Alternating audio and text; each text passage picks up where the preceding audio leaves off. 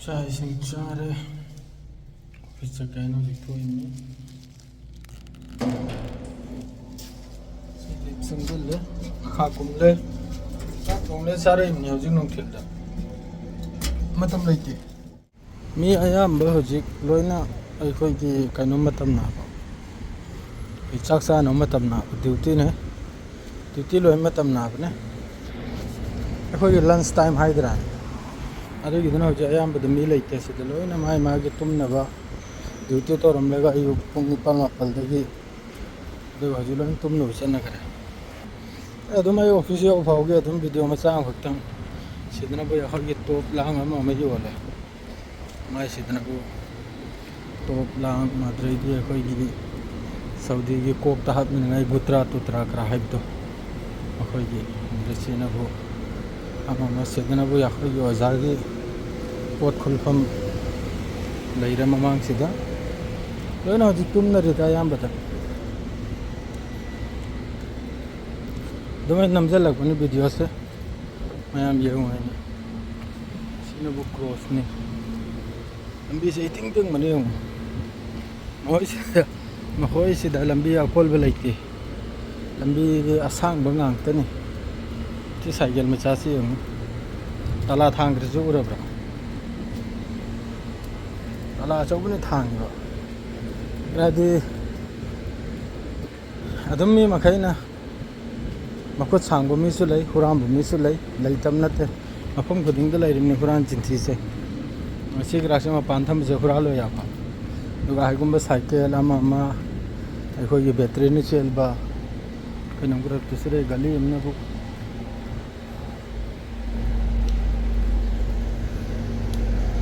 ซุ่มกะลีเสกะลีอัมมาอันนี้สุดเลยอาหุมมารีมังงาตรุกกะลีตรุกลาเลกันนี้ไอ้เนี่ยสุดเลยมาฟังดูมาสุดเบอร์คอมพานีดูอย่างกูเดาดิเซ่คุณวันนี้สุดสักการีดาริมาเจอด้วยนะฮะจุไม่เลยทุกการเลยนะบันยังหัวใจยามบัดด้วยนะคนยี่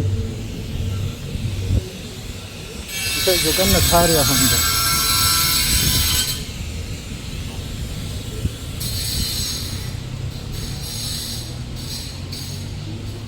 तो ये हमारे मिनट क्या चंगे मिनट मंगा फालतू चंगन आई वखल था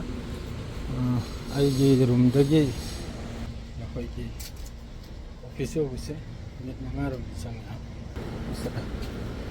के गिमी हम सुलाई के गिमी है तो मैं हम खंगा दूँ थबुक सुम मसानी हाँ ना कोई सी बिल्डिंग से ले रहे सी की थोंजिल से या कोई चंगन में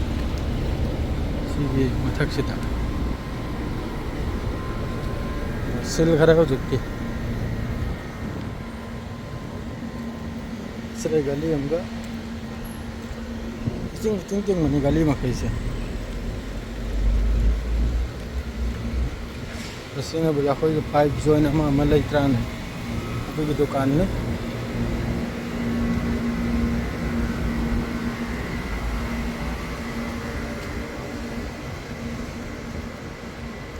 सी पूरा खबर अखोई की ऑफिस आइन सूर्य ऑफिस पूरा कॉर्निस साहिब जो खबर की कॉर्निस्ता हंगे ब्रा कॉर्निस्ता अरे बिल्डिंग आवाम बकराक तो ब्रा सिदेन सूर्य से सिनबू अखोई की गाड़ी थमफम मी सुती जाखरेगा गाड़ी थमद्राने लोचल बदो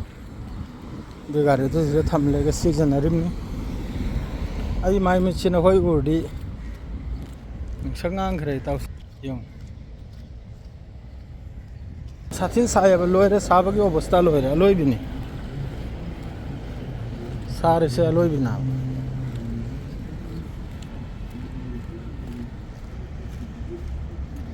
दूसरे मांगी पसदान तवार कर है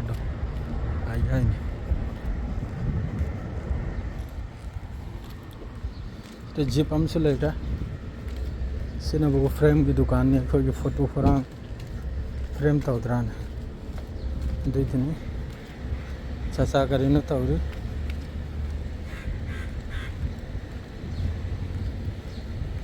आयो चाचा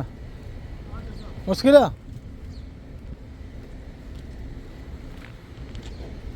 कोई चाचा नहीं कैसे यार नहीं सिर्फ कोई पार्किंग ही हो रहा है